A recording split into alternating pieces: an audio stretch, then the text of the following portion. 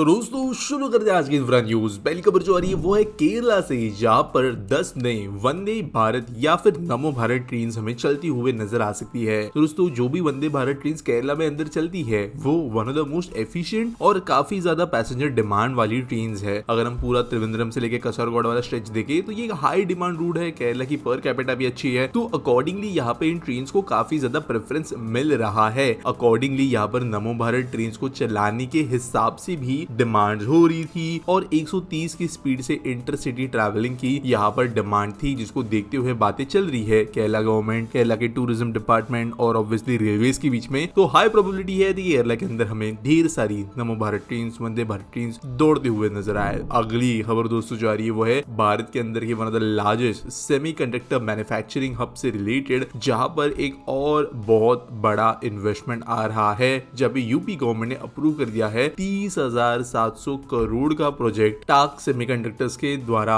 तो दोस्तों ये बेसिकली एक जॉइंट वेंचर है जहां पर हीरानंदानी ग्रुप भी इनसे जुड़ा हुआ है। इसके अलावा वमा सुंदरी इन्वेस्टमेंट्स वगैरह भी जुड़े हुए हैं, जो बेसिकली एचसीएल ग्रुप है। और ये चाहते हैं कि वो एक फैब्रिकेशन यूनिट बनाए जहां पर इंटीग्रेटेड सर्किट्स और माइक्रोचिप्स बनाई जा सके, जो कि specifically car, computers, laptops, TVs और स्मार्टफोन्स इन इंडस्ट्री में इस्तेमाल हो सके। YEIDA का जो इंटरनेशनल एयरपोर्ट के आसपास का जोन है वहाँ पे 125 एकड़ जमीन पे इस प्लांट को बनाया जाएगा। हीरानंदानी ऑलरेडी यहाँ पे स्पेशलाइज्ड है, तो ये बहुत ही बड़ा इन्वेस्टमेंट होगा जो कि आगे जाके फ्रूशन होने के भी चांसेस काफी हाई है। अगली खबर दोस्तों जो आ रही है वो है यूपी से ही, जहाँ की कैबिनेट ने मंडे को अप्रूव किया है for setting up campus of English and foreign languages university या EFLU, जो कि बेसिकली एक हैदराबाद बेस्ड सेंट्रल यूनिवर्सिटी है जो लखनऊ के सरोजनी नगर में अपना कैंपस ओपन करना चाहते हैं, जिसकी कैपेसिटी होगी 2000 स्टूडेंट्स की। तो यहाँ पर एक ग्लोबल लेवल की यूनिवर्सिटी ले आने के लिए बात हो रही है, जहाँ पर कानपुर रोड जो है सरोजनी नगर के पास में, वहाँ पे इसको सेटअप करने के हिसाब से गवर्नमेंट अप्रूवल्स दे रही है। अगली खबर दोस्तों जो आ रही है वो है वंदे मेट्रो ट्रेन से रिलेटेड। तो आप जानते हो अहमदाबाद से लेके भूज के बीच में एक ट्रेन चल रही है और इसका एक सेकंड ट्रायल किया गया था इस हफ्ते के पहले कुछ दिनों के अंदर, जहाँ पर 130 किलोमीटर प्रति घंटे की रफ्तार से इस ट्रेन को चलाया गया अहमदाबाद और मुंबई के बीच में। तो दोस्तों यहाँ पर फायर ट्रायल जो थे, ये तो फर्स्ट ट्रायल जो थे ये कंप्लीट हो गए हैं। रेलवे के जो research design and standard organisation है उसके निगरानी में ये हुए।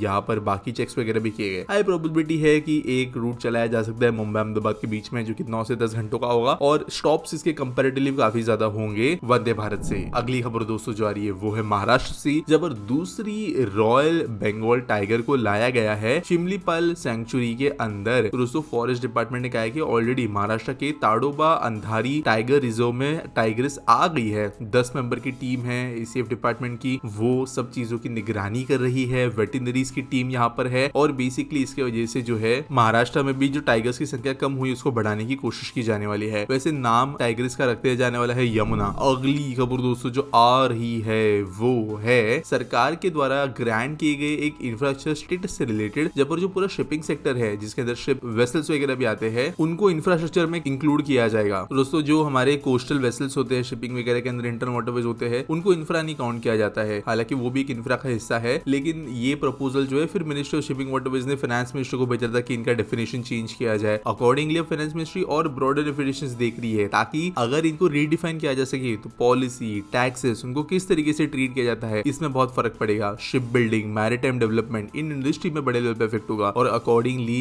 ये प्रपोजल जो है देश के शिपिंग इंडस्ट्री के लिए बहुत जरूरी हो सकता है। अगली खबर दोस्तों ये टेक जायंट एप्पल से रिलेटेड, जिन्होंने कहा है कि वो प्लान करते हैं बिल्ड करना 1 लाख वुमेन के लिए hostel facilities across India to provide a safe and comfortable accommodation for women working in Apple supply chain. तो दोस्तों इलेक्ट्रॉनिक्स की अगर हम बात करें तो देश के अंदर सबसे ज्यादा वैल्यू का अगर कोई सामान कंपनी प्रोड्यूस कर रही है वो एप्पल है। बिलियंस ऑफ डॉलर का एक्सपोर्ट हम हर साल एप्पल के प्रोडक्ट्स के थ्रू करिए है और एप्पल के जो कॉन्ट्रैक्टर्स है फॉक्सकॉन, पैकेट्रॉन, आप सबको पता ही होगा इनका मॉडल ये है कि फैक्ट्रीज दिन रात चलती है सीजन के दौरान। यहाँ पे अपने वर्कर्स को खुद वो घर, दुकानें, सब चीजें प्रोवाइड करते हैं। तो इसी तरीके से लाख लोगों के लिए, लाख वुमेन के लिए स्पेशली ये हॉस्टल बनाने का प्लान रख रहे हैं। करेंटली 2 लाख लोग काम करते हैं एप्पल इकोसिस्टम के अंदर भारत में डायरेक्टली इनडायरेक्टली, और आईफोन की ही प्रोडक्शन में 80,000 लोग उसके अंदर जुड़े हुए हैं। अगली खबर दोस्तों जो आ रही है वो है हमारे Khurda road Balangir rail line project से रिलेटेड, जहाँ पर engine testing and safety check शुरू कर दिए गए हैं on a newly constructed 16.27 kilometre section between Jharmunda and Boudh station. तो ये टुकड़े टुकड़ों में ऑब्वियसली किया जाएगा। तो यहाँ पे एक और स्ट्रेच के ऊपर टेस्टिंग वगैरह शुरू हो गई है। टोटल प्रोजेक्ट तो वैसे 301 किलोमीटर का है, है। 199 किलोमीटर उस पर ऑलरेडी ऑपरेशनल है, बचा कुचा टुकड़े टुकड़े में जो है इस तरीके से ट्रायल हो रहा है, जिसमें एक और एडिशनल पीस का जो है ट्रायल हो रहा है। अगली खबर दोस्तों जो आ रही है वो है लार्सन एंड ट्यूब्रो के द्वारा रन हैदराबाद मेट्रो रेल से रिलेटेड, जो बन गई है देश की पहली मेट्रो जहां पर RCS बेस्ड टिकटिंग सिस्टम हमें देखने मिल रहा है। तो दोस्तों जो हम पहले SMS भेजते थे वो बहुत ही एक काइंड ऑफ बेसिक लेवल का नॉन सेफ, जहाँ पे कोई आप इमेजेस, टेक्स्ट,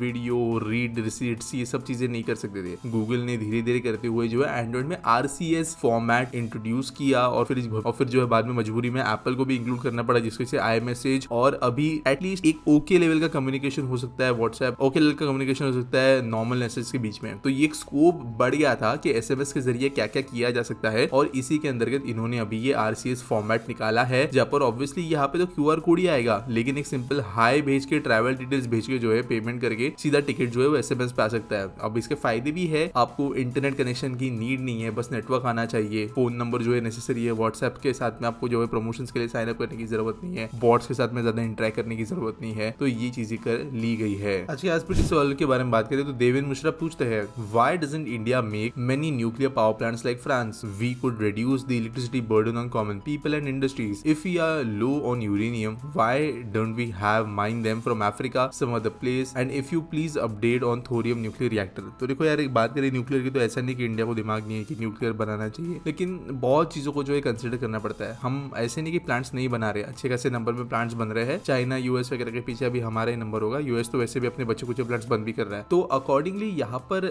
जरूरी आ जाता है न्यूक्लियर पावर प्लांट के दौरान कि हमारी डिपेंडेंसी काफी हाई रही है। रशिया से बहुत कंपोनेंट्स आते हैं, एनरिचमेंट का इशू होता है कभी कभी पे, कई जगहों पे जो है हमारी कंपनीज ने अभी करना काम शुरू किया है। जैसे अभी L&T बहुत कंपोनेंट्स बनाना शुरू कर चुके हैं न्यूक्लियर रिएक्टर की। तो ये एक धीरे धीरे आगे बढ़ने वाली ट्रेजेक्टरी है। हमारे पास में उतने ट्रेन्ड पीपल नहीं है, स्किल्ड पीपल नहीं है, तो न्यूक्लियर जो है वो ओवरनाइट स्केल अप नहीं हो सकता। इसको बहुत एक तरीके से स्केल अप करने की जरूरत है नई टेक्नोलॉजी के साथ में। बात करें थोरियम की, तो दोस्तों थोरियम का प्लांट जो है इसके ऊपर इन्वेस्टमेंट करना एक बहुत अजीब बात है। मैंने एक डिटेल वीडियो थोरियम के ऊपर कुछ समय पहले बनाई थी, अगर आप वो वीडियो जाके देखोगे तो आपको पूरा जवाब मिल जाएगा कि भारत अब तक थोरियम रिएक्टर बना क्यों नहीं पा रहा है इतना पैसा डालने के बावजूद, और क्यों एक्चुअली थोरियम जो लोग नहीं जानते इंपॉर्टेंट है उनको भी वो समझ में आएगा। तो मैं रिकमेंड करूंगा डायरेक्टली वो वीडियो जाकर देखो। बाकी ये वीडियो अगर अच्छी लगी होगी तो मुझे कमेंट सेक्शन में जरूर फीडबैक देना, वीडियो लाइक करना, चैनल को सब्सक्राइब करना। बाकी न्यूज सबमिट करने के लिए भी आपको डिस्क्रिप्शन में एक लिंक मिलेगी, और कोई क्वेश्चन पूछना है तो आस्क पीटी हैशटैग के साथ में आप सवाल पूछ सकते हो। मिलेंगे अगले वीडियो में।